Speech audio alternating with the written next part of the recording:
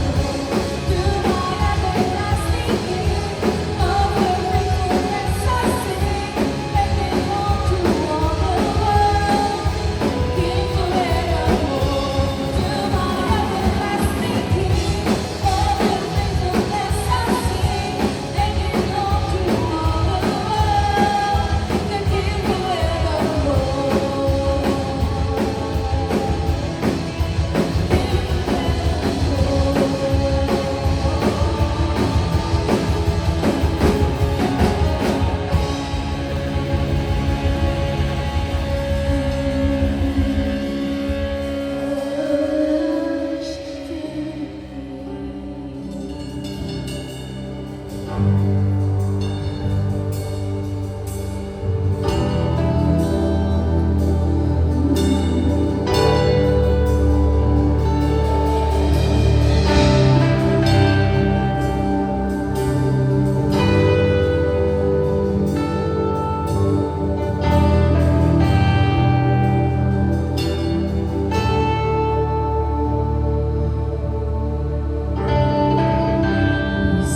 what you can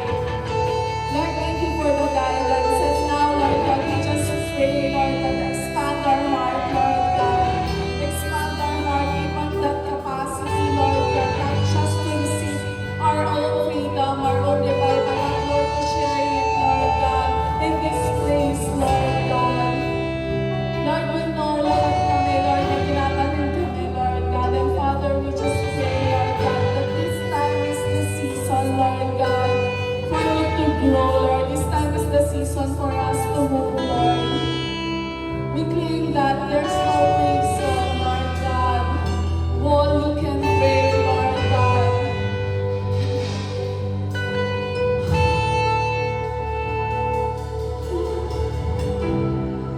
Come on, can you be more?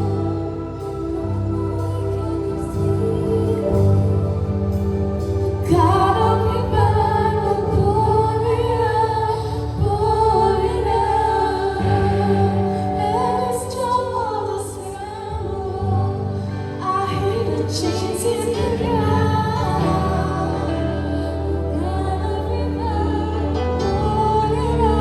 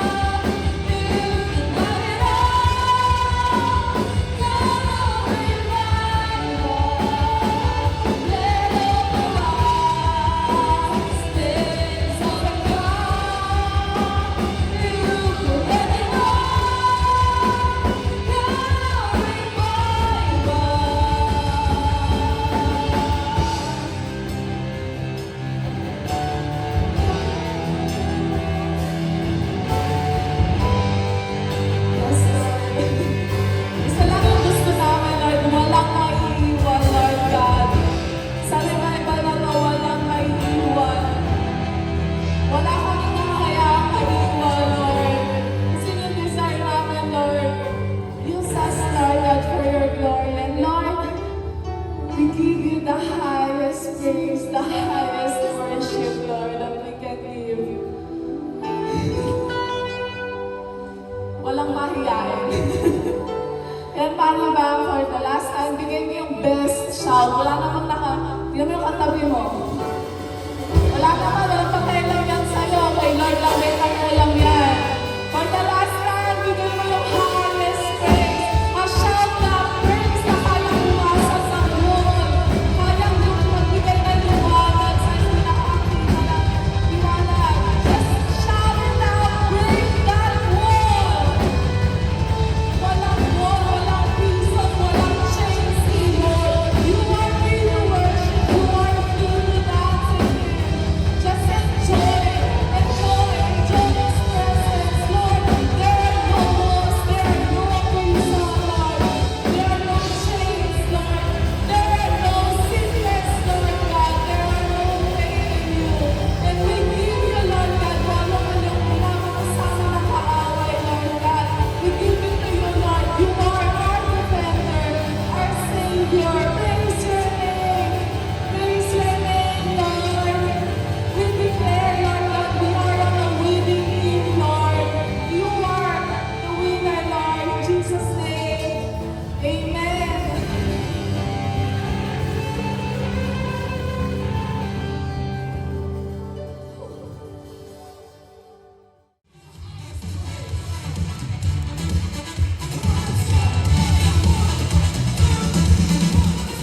Amen. Sige, good morning. Pakipati mo nga yung katabi mo. Sabihin mo, blessed Sunday sa'yo. Ako ba, blessed to? Blessed. Pero ano man yan, declare a blessing. Sige nga, pag-pray mo nga yung katabi mo. Sige, yung nasa kanan mo, just declare a blessing. Diba? Sabihin mo, pag-pray mo lang, Lord, I want to bless my brother or sister this morning. Yan, sige. Say a little prayer. Sabi nga sa awit, no? Yan, Father, we pray.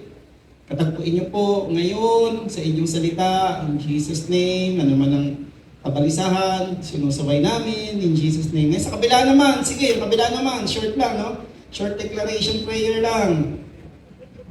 Yan, practice yan kasi in an atmosphere of revival, we pray for people. Yan.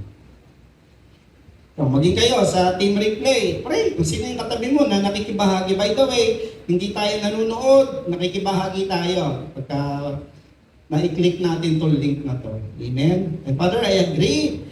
Let your kingdom come sa bawat isa ngayon. In Jesus' name, Amen. Amen. Sige, palakpakan natin ang Panginoon sa kanyang kabutihan. No, napakabuti niya. Alam nyo, nung pinaplano namin ni Ate Len yung titignan namin, paano ba to? Paano ba to? November, baka tumawid ng November yung mass wedding. Sabi namin, ang bilis ng panahon, tignan mo, magbe-bare month na. Alam niyo ba, isang linggo na lang, mag-August na. And after yan, nako, bare month, parang hinihila na lang yung countdown for Christmas. Ganun kabilis. Kaya maganda, we take every opportunity, we take every chance to be a blessing to other people. Maging pagpapala sa ibang tao. Yan. So, ipag-pray po niyo, isama niyo lagi sa prayer yung pong mass wedding na plano natin to extend the beautiful presence of God to couples, tapos yung Brigada Eskwela, plus yung revival mission. Actually, yung revival mission po, yung pupunta namin, hindi po infanta lang, yung tatawid po kami ng, tatawid daw kami ng isla. Ang aabutin talaga yung isla ng Mactang. Meron palang Mactang, hindi Mactan, Mactang. Meron kasi doon Iloilo, saka Mactang. So sabi nga ni Ate Len, every Burman, ang lalaki ng araw, hindi sila makapalaot para mangisda or para ibenta yung mga ani. Kaya sila na yung kumakain. Kaya lang, by the time na nauubos na, kaya ang unang proyekto, maging sufficiente sila for the lean months ang tawag doon. And eventually, ma-develop yung lugar. Magkaroon sila ng sariling center, ganon. So, alam nyo, we are in a revival atmosphere. Yun po yung sa atin ni Lord, walk in God's love, and that's how we walk in God's love and share that love to them. Kaya maraming salamat po sa inyong mga tithes and offering. Doon po napupunta yan at doon natin gagamitin yan. Anyway, so tuloy natin, no? So last week si Ate Len ang nag-sermon. Sinermon na, sinabon daw, sige, babandawan ni Pastor ngayong umaga. No, yun ang mapangiti, Piling nyo ba sinabon kayo nung Sunday? Hindi naman, Ano nga yung mensahe last Sunday? Very practical kasi tungkol sa health. Di ba? So, natutunan natin na ang mahalaga pala, ingatan ng sarili sa pamamagitan ng pag-inom. Naalala ko po, sino rito nakaabot ng 1990, nabalitaan niyo yung Gulf War? Naalala niyo yung pinasok yung Kuwait ng Iraq, tapos nagsama-sama yung Allied Forces, doon sila humimpil sa Saudi. Tandang-tanda ko, binabasa ko yung balita.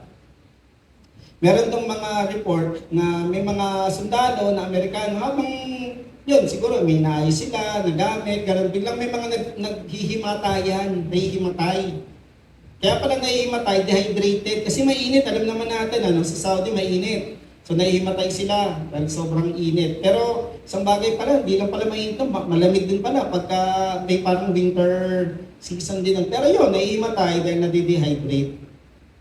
Although meron naman silang katabing tubig, pero nalilimutan nila siguro dahil sa kabalahan, sa ginagawa, sa focus, nakakalimutan nila na uminom ng tubig. No? So mainit. Fast forward tayo, I think it was 2009 o 2008, nagkaroon ng camp sa Tanay, sa Sierra Madre. Alam niyo naman sa Tanay, malamig doon. So nagulat din kami kasi nung gabi na, kasama ko sa dorm yung pinaka naka-assign na medic. Nung kapatid ni Ate Michelle, na doktor na siya, dentist na siya ngayon, sabi, may dala-dala siyang Gatorade. Sabi, para saan mo ginamit yan? Ang daming sumakit ang ulo. Bakit sumakit ang ulo? Dehydrate, pastor. Ha? May nadi-dehydrate? Ang lamig dito Di, pastor. Hindi kasi yun nga ang mahirap, pastor kasi sobrang lamig, hindi nila naiisip na uminom, hindi sila nauuhaw. O kaya yung iba naman, ayaw uminom kasi punta ng punta sa CR. Sino yung ganun? Ayaw pumunta ng CR, kaya ayaw nang uminom. Pero ganun pala, kay mainit, kay malamig, kailangan uminom ng tubig. Kailangan na hinahydrate natin ang ating sarili. Nagulat ako, Hindi lang pala pag extreme weather condition na mainit, na nakaka-dehydrate, pati pala pagka fair, comfortable condition, pwede. Ganun din sa buhay. Ngayon, ano yung pwede natin matutunan? Sabi nga last week, water is life. Now, kung water is life, maganda nito, si Jesus, meron siyang tinuro at meron siyang inaalok sa atin. And since we are moving in the river of revival, yan, napakaganda po na as we move in the river of revival, hindi tayo kumikilos ng sarili lang yung lakas. Kasi pag tayo ay hindi puno ng tamang tubig, physically, yan, maapektuhan yung ating katawan. And spiritually din, if we will not be filled by spiritual water, who is the Holy Spirit, napakahirap kong gawin ang gawain. Kumikilos tayo yung sarili lakas, nakakapagod yun, nakaka-burnout yun, okay? At umayaw na yun, nakaka-stress. So pag-usapan natin ngayong umaga, how to be filled with living water. Sabihin nga natin, living water. Yan. So babasahin natin yung passage, John chapter 7, verse 37 to 39. Pero konting background lang. Ano ba yung John chapter 7? So John chapter 6, nagpakain si Jesus, tinapay. Dito naman, tubig ang pinag-usapan. So yung mga kapatid niya, alam niyo ba may kapatid si Jesus? So sila mismo hindi naniniwala sa kanya. Pero sabi nila, pumunta ka na doon sa festival. Kasi maraming tao doon. Doon ka ngayon gumawa ng himala para lalong lumago yung ministry mo. Yan. So, ang daming, alam niyo mga Jews, marami silang mga festivals or feasts. Kasi ginugunita nila yung pinagdaanan ng kanilang bayan, ng kanilang lahi. So, meron Festival of Trumpets, Festivals of Light. So, yung pinuntahan ni Jesus, ito yung kakatapos lang ng Festival of Trumpets and Day of Atonement. Pumasok sila doon sa tinatawag na Tabernacle Festival. Ano yung Tabernacle? Yung, anong tawag doon? Yung tolda. Yung pista ng tolda sa Tagalog. Ito, ginugunita nila nung pag-alagala sila sa desert, wala silang sariling bahay, nakatira sa tolda o tabernacle. So, meron silang tolda. So, ginugunita nila yon. So, ito, festive time daw ito.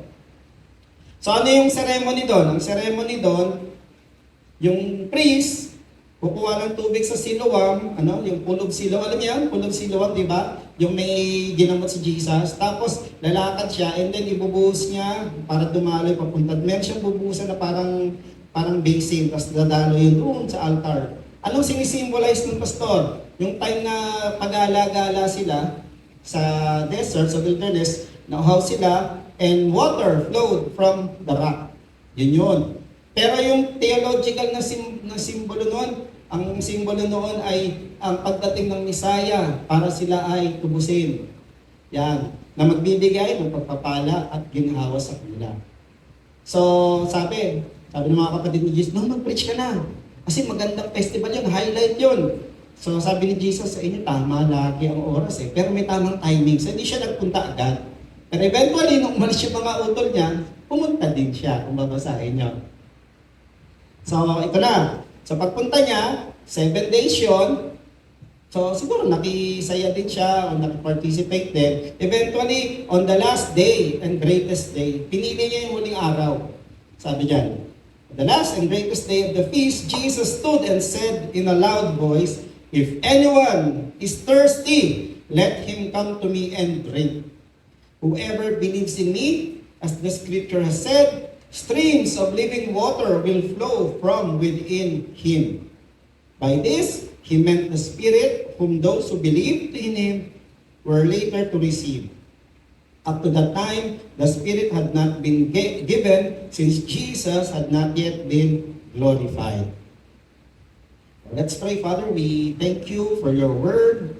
Your word is bread. Your word is also water that cleanses us and refreshes us. Kaya, as we meditate on your word this morning, this Sunday service, we ask refresh everyone na nangangailangan ng refreshing.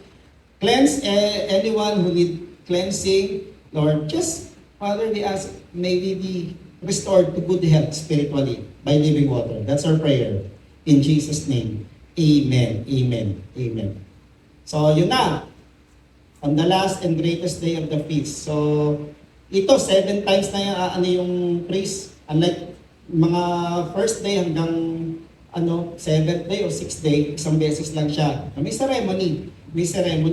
Pero dito makikita na yung huli yun ang pinili ni Jesus. Kaya siguro magtataka kayo, bakit kaya biglang nag-declare si Jesus kung may nauuhaw sa inyo, lumapit kayo sa akin. Kasi festival ng water yun.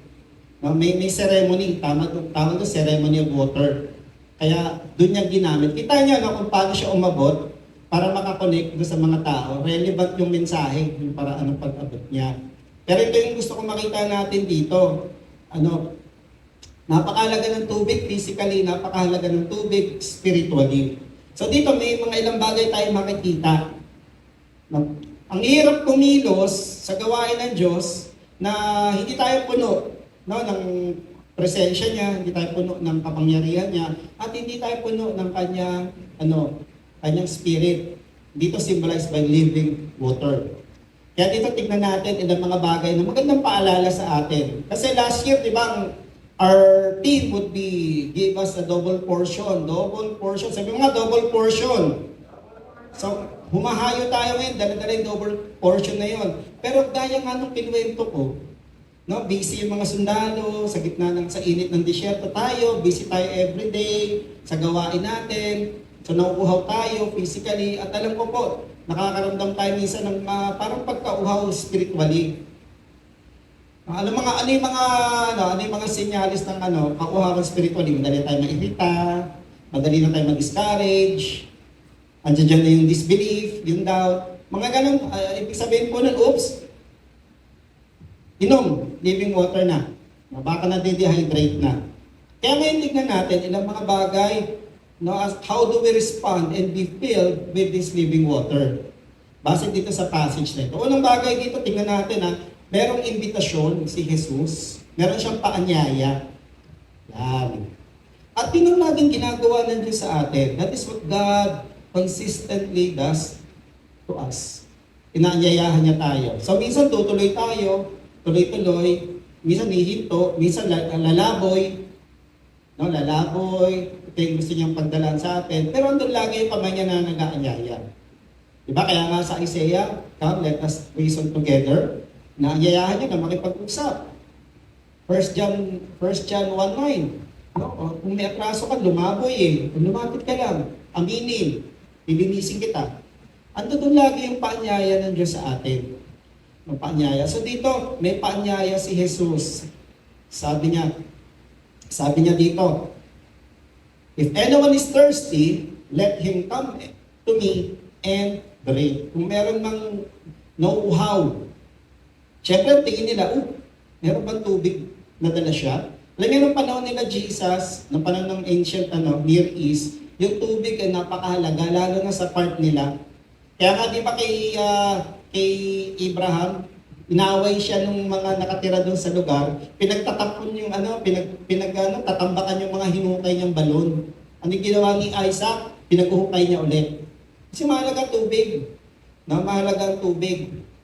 So dito, sabi ni Jesus, mahalaga ang tubig. Kung meron sa inyo ng uhaw, lumapit kayo sa akin. Yan. Dito makikita natin na ang kauhawan, sabi mo nga kauhawan, yan ay natural, and that is universal. Ibig sabihin, tayo, Pilipino, nauuhaw, yung ibang lahi, nauuhaw din yan. Walang exception. Maging mga alagang hayop, nauuhaw din. Bakit? Thirst is universal and natural. Yung katawan natin talaga, dumarating ang time na babawasan ng tubig niya, kaya nakakaramdam tayo ng pagkauhaw. Naalala ko sa probinsya, pag namamasyal kami noon, pag nagbabakasyon kami sa Pangasinan, di ba yung mga nakakapagbakasyon sa probinsya, Meron pang mga alagang baka sa kalabaw yung mga lolo't lola nyo. Kami may alagang baka sa kalabaw. Minsan sumasama kami ng hapon, mga bandang alas 4 yun, o alas 5. Saan kayo pupunta? Kukunin na namin yung baka. So sasama kami doon. Tapos kukunin na. Ang nakakatuwang parte doon, poso, pagkadating nung uhaw na uhaw yung baka o yung kalabaw. So yung isang malaking banyera yung tubig, kaya nilang tirahin yun at ubusin. So uhaw na uhaw po sila. So yung ating katawan po, yan ang natural response pagka nababawasan na yung tubig. So first is a natural response of our body. Ibig sabihin yan, kailangan na natin ng fluid intake. Fluid intake. Sinisignal niya na kailangan mapalitan na yung nawalang tubig. At sabi nga last week, ni Ate Len, naglalabas tayo ng tubig pag pinapawisan, naglalabas tayo ng tubig pag nagsasalita. Kaya nga diba nung pandemic, kailangan naka-face mask. Kasi hindi lang hangin ang lumalabas sa atin, may moisture din. Lalo na pagka air condition yung lugar o ganito, may lumalabas na tubig. Kaya ngayon nagpapaawit dito. Pagka nagpaawit yan, natutuyo yung lalamunan eh. Kasi may tubig na lumalabas pag nagsasalita tayo. Hindi nga lang natin kita, pero droplets po siya. And when we feel thirsty, it signals that we need replenishment ng tubig na nawala. So sa mga nag-LBM, halimbawa, bakit kailangan bantayan? Nauuhaw sila, bakit naglalabas ng tubig, hindi lang tubig, pati electrolytes. Okay? At kailangan yon to maintain optimal functioning ng ating katawan. Optimal. Okay, so natural yan. So tignan nyo yung mga anak ng Diyos. Pinalaya na sila, pero nung nauhaw sila, nagalit sila. So ito yung paglabas nila, dahil disyerto, mainit, nung nauhaw sila. Kasi natural and universal, tignan nyo. The whole Israelite community set out from the desert of Sin, traveling from place to place as the Lord commanded. Sumunod naman. Masunurin. They camped at Rephidim, but there was no water for the people to drink. So they quarreled with Moses and said, "Give us water to drink." Moses replied, "Why do you quarrel with me? Why do you put the Lord to test?" Di ba? Dahil sa uhaw, nag-quarrel. Ito pa. But the people were thirsty for water there and they grumbled against Moses. They said, "Why did you bring us up out of Egypt to make us and our children and livestock die of thirst?" Natural talaga. So sabi ko nga, yung uhaw, apektado yung ibang aspeto pa ng pagkatao natin. Pero ito yung maganda. Tingnan natin, universal, hindi nakakahiyang mauhaw. At hindi rin nakakaya, ito yung hindi natin nakikita minsan. This is what we generally don't notice. Minsan yung kauhawan natin spiritually, hindi natin napapansin. And it's natural din. Kung nauuhaw yung katawan natin, nauuhaw din po yung spirit natin. Yan. It's universal, it's natural. So next na bagay dito, may invitation si Jesus kasi alam niya, natural yun eh. Pag nag-minister tayo, naglalabas tayo. Di ba? So natural lang na i-replenish natin o may nailalabas natin. Na pinunong sa atin ng Panginoon. Ngayon ito, ano nagtitrigger sa uhaw? Dehydration. Kasi nga may lumabas na tubig. Yan. So pagka bumaba yung fluid level, sa threshold, may threshold naman eh. Sabi nga, ito nabasa ko, at sinabi rin ng health coach namin, pag tayo nakuhaw na, ibig sabihin ng dehydrated na tayo. Tingnan niyo sa internet. Now, when we feel thirsty, we are already dehydrated naman. Kaya nga ang turo sa amin, every 1 hour, isang basong tubig. Paano kung di nauhaw, Pastor? Inom ka lang. Kasi by the time na makaramdam tayo ng uhaw, dehydrated na tayo, sabi mababa na doon sa threshold yung tubig natin. Ngayon, paano natin i-connect sa aspeto ng ating spirit na kumukonek kay Lord? Ganun din. Di ba? By the time na nakakaramdam na tayo ng anxiety, by the time nakakaramdam na tayo ng irritation, by the time nakakaramdam na tayo ng hopelessness, it could be na spiritually dehydrated na tayo. Kaya tandaan natin, mga kapatid, dehydration affects our being. Gaya ng mga Israelites. Imagine, nilabas sila ng Panginoon from Egypt, nagpakita ng 10 himala, di ba? Yung 10 plagues, wala ng palaka, naging dugo yung tubig, di ba? Mga langaw, dumami, ano pa ba? Umulan ng hail. Ang dami. At yung pinakamatindi doon, di ba yung death of the firstborn, na pag-alis nila, hindi na nila kailangang manghingi, nagkaroon ng wealth transfer. Hindi ba yun? Nagkaroon ng wealth transfer, yun daw yung isa sa mga wealth transfer na recorded. Bakit? Pag-alis nila, binigay sa kanila, o ano man yung, ay, ganda ng alahas mo. Sige, sige, kunin mo na, lumayas na kayo. Alam niyo ba yung gano'n? Paalis na sila?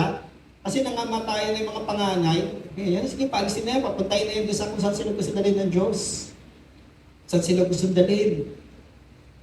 Okay, di ba ang ganda noon? Tapos, nung na-corner sila, oh Lord, mamamatay. Sabi, ay, Moses, mamamatay lang pala kami dito. Dito mo pala kami gustong patayin. Kasi nandyan na yung, natauhan yung paraon eh. Habulin sila. Namatay yung mga panganay. Pes, patayin natin silang lahat. Pero nung ginawa ng Diyos, iba, hinati yung dagat, dumaan sila, and then yung dagat, nilunod yung mighty arm. Di ba? Hindi na, pero nung nauhaw sila, nalimutan nila yun. Mga kapatid, dehydration or thirst can affect memories. Nakalimutan na. And spiritual thirst or dehydration can affect our memory. Kabutihan ng Diyos. Nakalimutan na yung kabutihan ng Diyos. Nakalimutan kung paano nag-provide si God.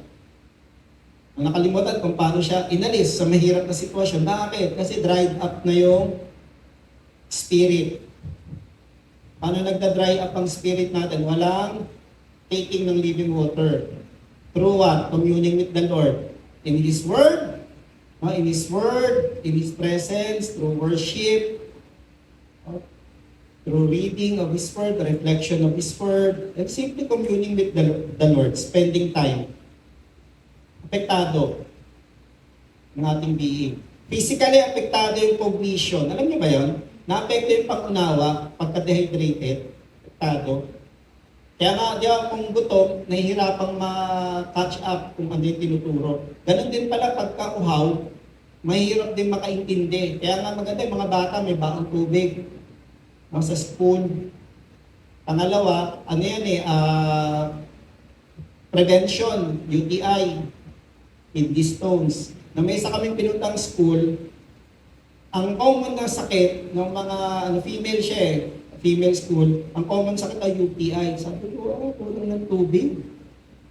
Yung pala ayaw ng mga estudyante na may I go out ng may I go out, kaya hindi umiinom ng tubig. Ako pag nabiyahe ng malayo, probinsya, ang tubig ko sip lang, pero umiinom ako. Kasi nadala si pastor eh. May time po nung nagkatrabaho ako, meron kaming resort, ang programmer natin, punta ka nga doon sa pagsanghan, gusto ni pastor, gusto ko yun. Alam ko, meron palabas sa bus, so bumili ako ng chicheria, bumili ako ng kalahating litro ng may inom, at nanood tayo, parang sinihan. Ang problem, maulan, malamig. So bago dumating doon, nasisiyar na ako, walang stopover yun. Hirap na hirap. Nahirap po ako, kaya mo nagtanda ako, dapat konti lang ang inumin. Kailangan uminom, pero konti lang para hindi ma-CR. At alam ko, ganun din yung iba, kaya ayaw uminom, CR ng CR. Pero mga kapatid, again, I'd like to remind us, dehydration affects our being.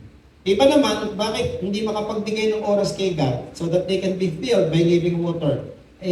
Marami akong gagawin Marami akong gagawin, mga kapatid. Church, matuto tayo doon sa mga sundalo doon sa desert na abalang-abala sa ginagawa, hindi nakainom ng tubig, nag-faint. Bakit? Dehydration. Matuto tayo noon sa mangyari sa camp, sa Tanay, na yung isa extreme, mahirap na condition. Itong isa naman, pleasant condition, malamig, pero na-dehydrate pa rin. So whether ang ating sitwasyon ay maganda, mabuti, o hindi pleasant, maaari tayo ma-dehydrate if we will not have an ample intake of water. And it will affect our entire being. Tignan nyo to, mga Israelites, they quarreled and because they tested the Lord. Hindi lang sila nag-away-away, tinest pa nila ang Lord through their quarreling and disbelief. So mga kapatid, again, there's an invitation lagi from Jesus. Si Ate Len, lagi kong pinapaalalahanan niya, uminom ka na ba ng tubig? Kasi mahinang uminom ng tubig si Ate Len Kami dalawa. Ako, isang baso na malaki. Dati meron kaming baso yung maliit lang.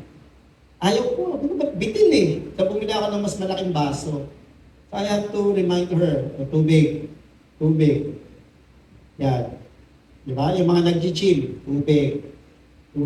Okay yung siguro Gatorade, ganun. Pero tubig pa din ang best. Pero ito, may invitation sa atin si Jesus. Sa mga kapatid, avoid dehydration in any form. On the context ng ating spiritual life, let us avoid spiritual dehydration. Kung ayaw natin maapektuhan yung function natin spiritually, doing the works the Lord has set for us, let us stay hydrated. Ini-invite tayo ni Jesus. Libre! Sabi mo, libre! Yan. Kaya, tumugon tayo. Next, so may invitation. Ito yung maganda eh. Yung invitation ngayon, it promises satisfaction. Everyone say satisfaction. Ibig sabihin, satisfaction na. Sa Tagalog, contentment, ganon. O mapupunuan kung ano yung pangangailangan. It promises satisfaction. Sabi niya rito, let him come to me and drink. Uminom kayo and be filled. Mga kapatid, drinking water satisfies thirst and restores strength. Yan yun. And, partaking of the living water na inaalok ni Jesus, it, satisfies spiritual thirst, dryness, and can restore our spiritual strength. Kaya nga minsan, tignan natin, nawawalan na naman lagi kung parang nega ako. Parang mas malimit ako negative kaysa positive. Check natin. Baka spiritually dehydrated tayo. Lapit lang tayo kay Jesus. May invitation siya. At yung inaalok niya sa atin, it brings satisfaction. Yun ang promise eh. It can satisfy. Kasi nga nakakapanghina. At ang tubig na galing sa Diyos, nakakapanumbalik ng lakas siya. Hindi lang nakakapanumbalik ng lakas, it not only restores strength, but it can add strength. No? Ganito ano mang gawain, kailangan natin uminom. Bakit? May lumabas na tubig. Pawis, yan, sa pagsasalita. Noong unang ginagawa ko, after ng service, umuupo ako, uminom agad ako ng tubig. Yan. Bakit? May lumabas eh.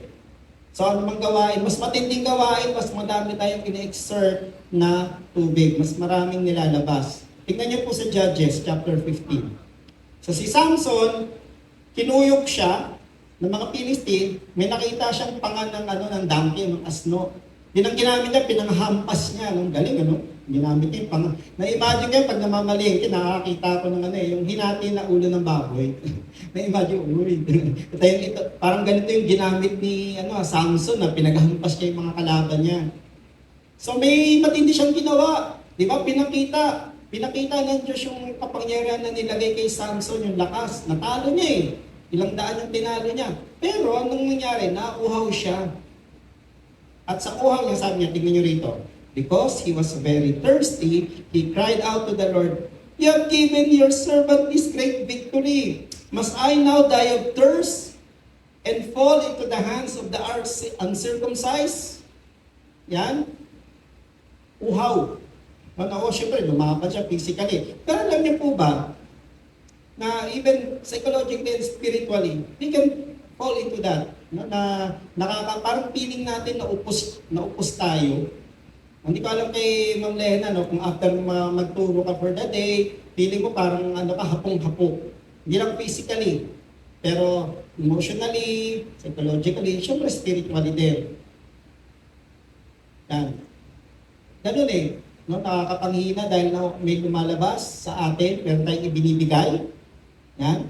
So tingnan yung ginawa ni Lord. Then God opened up the hollow place in Lehi, and water came out of it. Tingnan niya, when Samson drank, his strength returned. Bumalik yung lakas. And he revived. Lumakas siya. Okay? Bumalik yung sigasig niya. May tinatawag sila na post-adrenaline depression, tawag doon.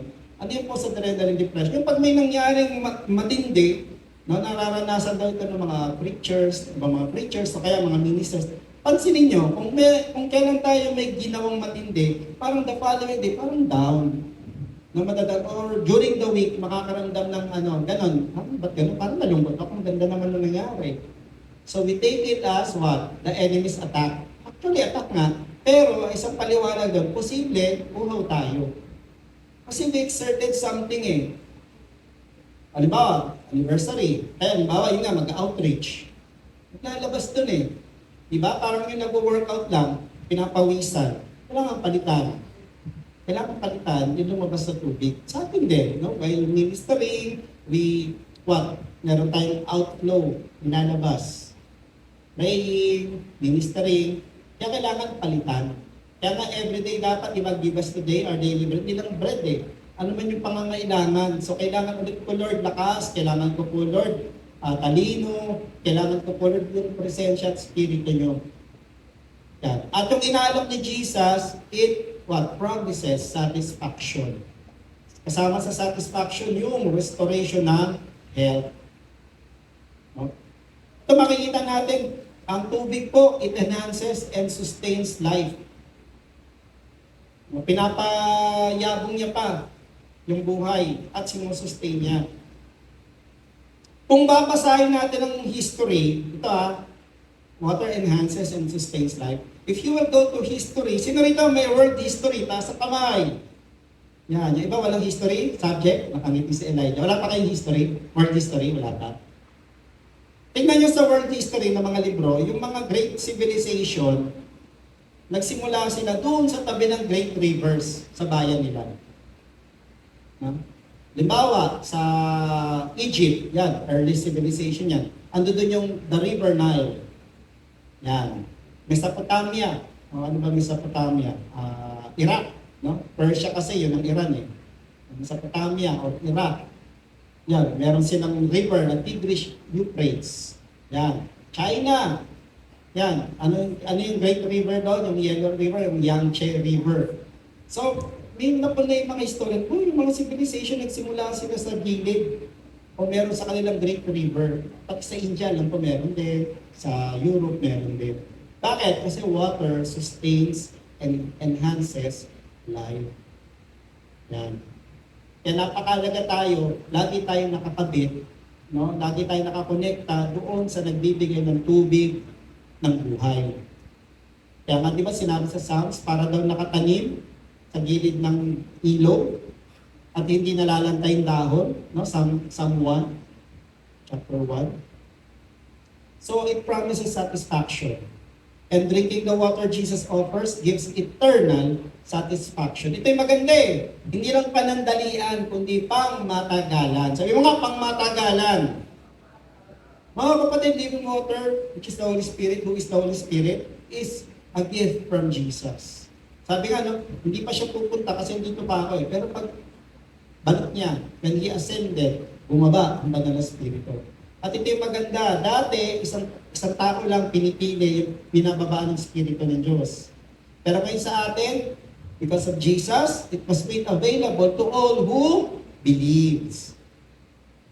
Kung naniniwala kahit nananampalataya kay Jesus, available sa atin yung inaalok niyang living water. No? John chapter 4, ito yung babae sa balon, the woman of the well. Sabi ni Jesus, everyone who drinks this water will be thirsty again. But whoever drinks the water I give him will never thirst. Indeed, the water I give him will become in him a spring of water welling up to eternal life. So may satisfaction. Again, sabihin natin, satisfaction. Yan ang pangako ko. Kaya nga, what's keeping us from taking yung alok ni Jesus na invitation niya. Ano kayo, nauuhaw kayo. Maganda nga, kahit hindi nauuhaw, lumapit tayo sa kanya eh. Diba kasi pag nauuhaw tayo, dehydrated na tayo. So by the time ito, yung mga tao gusto pang masaktan, gusto pang mahirapan, bago lumapit kay Jesus, bago lumapit sa Diyos. No? Eh buti-buti, nandito po kayo kasi ayaw nilang antayin na dried up na bago lumapit sa Diyos. Because you answer the invitation. And that invitation has a promise of satisfaction. Amen? Palakpakan natin ang Panginoon. Okay, pero meron pa. Meron pa. So ano pa? Yung living water na yan, it helps us make an active participation. Yan. may participation tayo. Sabi mo nga, participation. So, hindi lang tayo inom para mapuno, ma-quench yung thirst, kundi meron din tayong papel na ginagampanan. Yan, sabi niya, whoever believes in me, as the scripture said, streams of living water will flow from within him. Mga kapatid, yung kung inaalok ni Jesus, it brings satisfaction at isang resulta nito, it makes us fruitful and useful. Sabi mo nga, fruitful and useful. Mga kapatid, si Jesus lang ang kaya mag-provide niyan. Only Jesus provides satisfaction. Only Jesus can make us fruitful. Pwede nakikita natin, kung fruitful na po ako, pastor maganda yung trabaho ko. Could it be na pwede pang mas maging fruitful ang ginagawa mo if only we will cry out yung inaalok ni Jesus na living water. So when a believer, yung naniwala kay Jesus, lumapit at tinanggap yung alok niya, punuin niyo po kanyang tubig na yan, Jesus. Yung yung tao na lumalapit sa kanya, hindi lang niya tinanggap, kundi yung supply na yon nagiging buhay sa kanyang buhay. O di ba? Buhay sa kanyang buhay. Ganun ng pastor buhay kasi living water no? Magiging conduit siya. Again, hindi tayo ang source ng living water na yon, daanan lamang tayo. O di ba yung tubig natin, galing sa yun na naman. Saan galing ang tubig? Sa gripo. Saan galing yung tubig sa gripo? Tayo, ano ba tayo? Manila Water. Hindi galing sa Manila Water yon. Galing po yun sa... alam mo na, pastor, galing yan sa dam. Lamesa Dam. Hindi rin sa dam. Saan galing yan? Hindi po ba galing sa Angat Dam? Pwede rin, pero hindi rin doon. Saan galing yan? Galing yan sa mga ilog. Galing yan sa mga bundok. Pag umulan, yan, iniipon niya. At ganun din tayo. Ano man pagpapala ang binibigay ninyo sa atin, conduit lang tayo. Tingnan mo yung katabi mo, daluyan lang yan ng living water. Tingnan mo yung katabi mo ulit sa kabila, daluyan ka. Sabi mo, daluyan pala tayo. Daluyan tayo. And that living water makes us useful and fruitful. Maganda nito, available siya kahit kanino. Sabi rito, everyone who drinks this water will be thirsty again, but whoever drinks the water I give, he will never thirst again. I give him, will become in him a spring of water welling up to eternal life. Welling up to eternal life. So mga kapatid, dito makikita natin, we become channels to bless others who is thirsty, who are thirsty. So yung mga ibang tao na uhaw, dried up, pwede tayong gamitin ng Diyos to restore them to good health. Spiritually. Pwede rin emotionally. Pwede rin psychologically. Kaya nga pag may lalapit na, ba't nababalik sa ako? Pag puno tayo, nung nilagay ng Diyos, pwede tayong gamitin ng Diyos, to quench yung dryness ng kausap natin. Pwede tayong gamitin. Kaya lang, kung ano po yung nasa atin, ilang yung may papasa natin. Diba? Naalala ko minsan na yung namin natin rin, nagpapamedical kami, taon-taon. Kasama rin yung blood test, urine test. May time na urinary test. Uminom ako ng stress tab. Sino nakakala ng stress tab? Stress tab, kulay parang kulay paso. Kulay paso, parang orange yun. Ang doon, pagka nag-riwi ka, kulay ganun. Diba? Tapos, maamoy mo yung stress tab sa CR. Nalimutan ko na, minum pala ako. Kaya may pilot mo, ba't ganito yung kulay ng niya? Minum po kasi ako ng stress tab yung At nakamot yung doktor. Pero minum yung urinalysis ka. Mali yung Ganun din, di ba? Nagkape tayo. Pagka nagpunta tayo ng CR, ano yung amoy ng CR? Amoy kape. Kung hindi tayo umiinom ng tubig, kape lang ang ininom. Pagka nilabas natin yung tubig, labas pa rin yung amoy ng kape. Kaya napansin ko po, nabasa ko din, pag strong yung odor ng ating urine, ibig sabihin na kulang tayo ng tubig kasi hindi na-dilute yung toxin. So imagine niyo kung ano yung ini-intake natin, yung din na ipapasa natin sa iba. Again, okay po yung mga drinks na yan, Gatorade, pang-replenish, pero iba pa rin ang tubig. Iba pa rin ang tubig. palaga natin, we can be channels to bless others who are thirsty. Ito, panghuli. So, may satisfaction, and then it leads us to participation. Pero ito, hindi natin tatanggapin yung alok kung hindi tayo excited. Yan, tignan mo nga yung nasa likod mo, mukha bang excited yan na tumanggap ngayong umaga. Yan. Yun lang lagi kong paalala sa atin. Bago pumunta ng church, alam niyo ba, every Saturday evening pa lang, and then Sunday morning, pray, Lord, katagpuin niyo po lahat ng dadalo. Lagyan niyo po sila ng excitement. Kasi kung pupunta lang tayo rito to, ang tawag dito, to fulfill a duty or routine, hindi kasi kailangan compliance lang, sayang. Pero maganda dumating dito, may expectation na may gagawin ka, Lord, may expectation na may sasabihin ka, Lord, may aayusin ka, Lord. Ganun din yung alok ni Jesus na water. Kung hindi excited, okay, yun lang.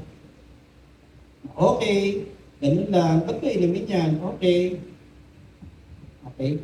Tignan nyo, yung mga bagay na binabaliwala natin, pag kailangan na natin, iba na yung dating. Tama?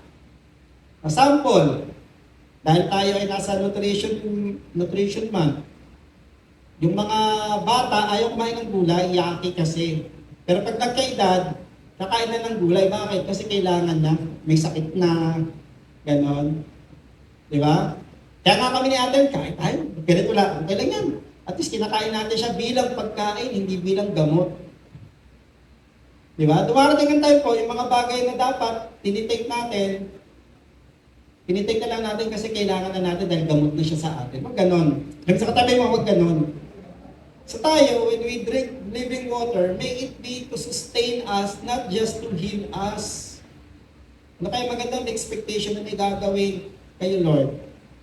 Dito, by this he meant the Spirit whom those who believe in Him were later to receive. Expectant ba tayo na kada punta natin, lapit natin kay Lord after yung service, hindi lang every Sunday every day yan, na-excited tayo na pupunin tayo ni Lord, na may pangyaya siya at meron siyang willingness na ibigay. Great expectations. Alam niyo, very sa akin, vivid yung, may klase kami nung bandang March, yung professor namin, siya, missionary, pero nag-handle siya ng human disaster. Kinuwento niya yung karanasan niya sa Haiti. Alam niya, yung isang bansa na sinalanta ng lindol. At ngayon, alam ko, magulo doon dahil ang daming mga gangs.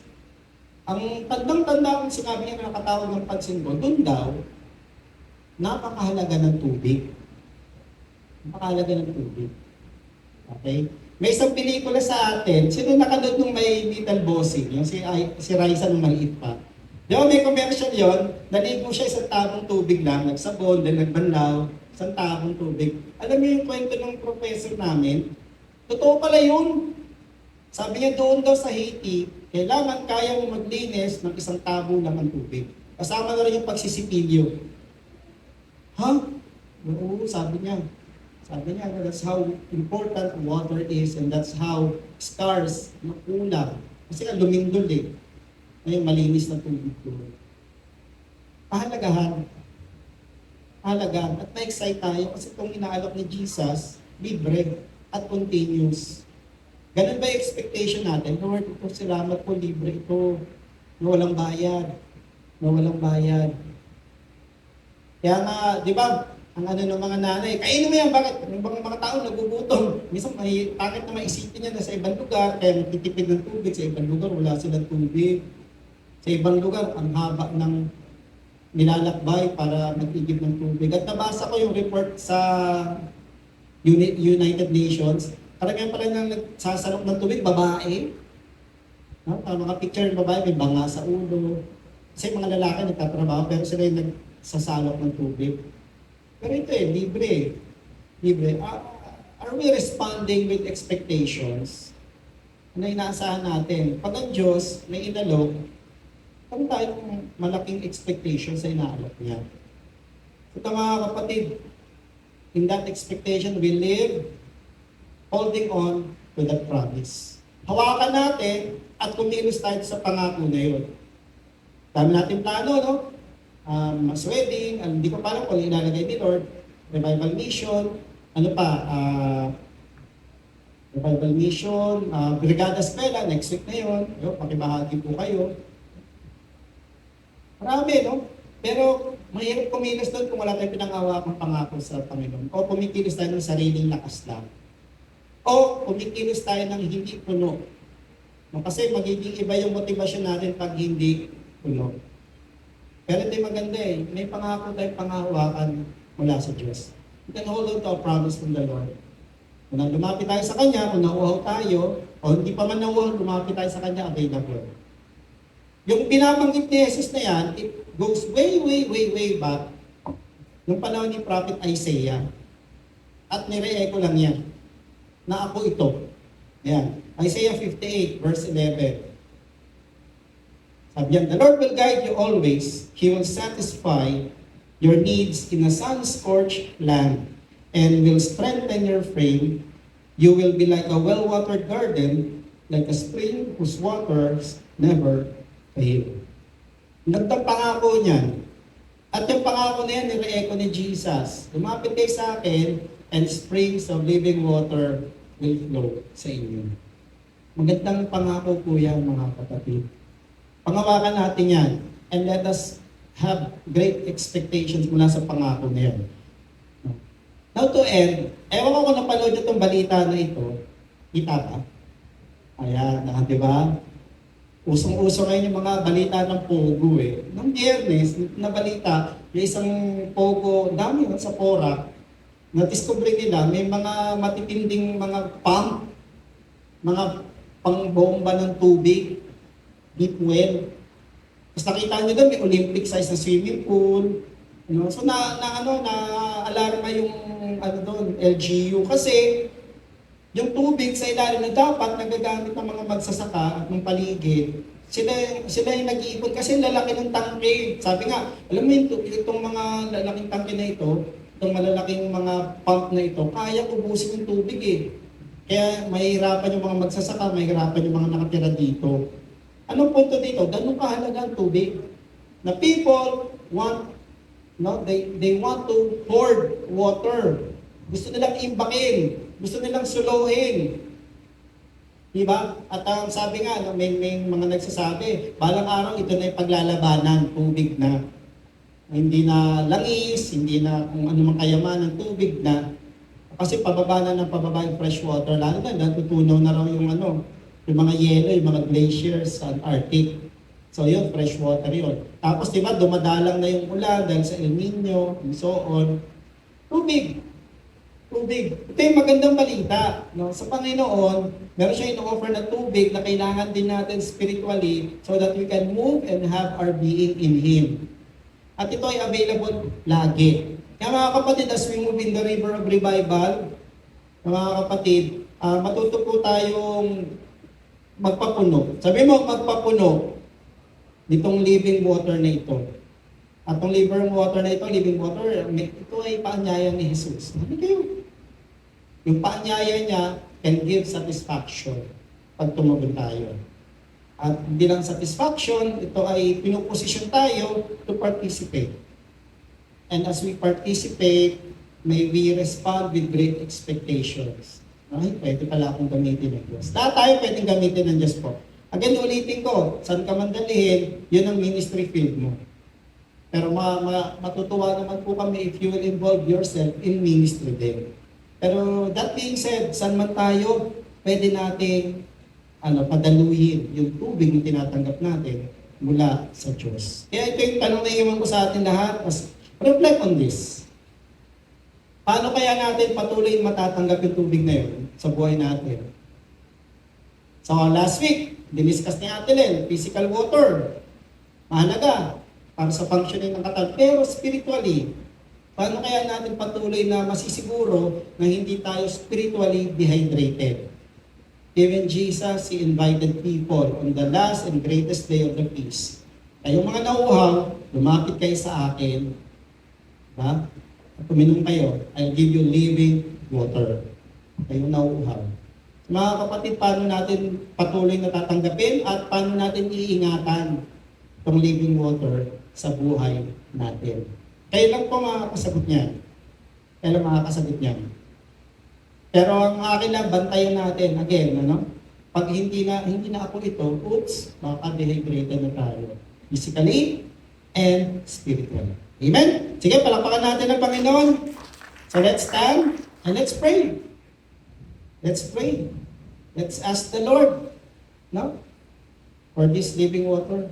Hindi naman masamang ulit-ulitin. Gusto mo, ginawa ko na yan. Ano po, from time to time, God is always inviting us. He's always inviting us. So let's pray. Father, we ask, Father, give us an expectant heart. Isang puso na umaasam, na punong-puno ng pag-aasam, Lord. Kasabikan sa pagkilos niyo sa buhay namin. Kasabikan, Lord, for living water. Kung paano, Lord, uhaw na uhaw, tuwang-tuwa kahit sa isang baso ng tubig, kahit hindi malamig. Ganon din nawa ang aming maramdaman. Sabi nga sa inyong salita, as the deer pants for water, so our soul pants for you. Kung paano po nauuhaw ang isa't isa, tuyong-tuyo ang lalamunan, ganon din po kami ang aming attitude sa inyo. Kaya lagyan niyo po kami, Lord, ng pauhawan sa inyo. Lagyan niyo po kami ng desire, Lord, to partake of the water you are, God, extending to us. Yung inaalok niyo po sa amin na tubig. Tubig ng buhay. Kayo po yun. Tanggapin po namin yan. Tanggapin po namin yan. Tanggapin po namin yan. Ngayon. So kapatid, di ko alam kung nasaan ka ngayon, sa point ng life mo, nasaan stage ka. But kung meron man sa inyo, might be experiencing, yung sinabi ko, irritation, hopelessness, humihina yung kalooban, no? Nagkakaroon ng insecurity, nagkakaroon ng doubts, disbelief, baka spiritually thirsty ka for the Lord. Thirsty ka for the Lord. Hopelessness, kaya lagi kang ginugulo ng anxiety, baka uhaw ka sa Panginoon. Uhaw ka for that living water. So I invite you to extend your hands as if receiving from the Lord. Parang tatanggap ka ng ibubuhos ngayon. Kasi nga, there's an invitation. And the message is an invitation. Every time we hear the message, every Sunday, it's an invitation from the Lord. So right now, Holy Spirit, we ask, thank you, invite you, fill every heart, willing, fill every heart, excited, fill every heart, with great expectations mula sa inyo. Tanggapin po natin, be filled with the living water, be filled with the Holy Spirit, now, in Jesus' name, now. Lord, ugasan niyo po, ano mang karumihan, Lord, in our needs, cleanse, Lord. Also, kung may kailangan refreshing, refresh. Lord, let there be refreshing sa mga napapagod. Lord, sa mga nakapag-asa, let there be refreshing. In Jesus' name. Receive.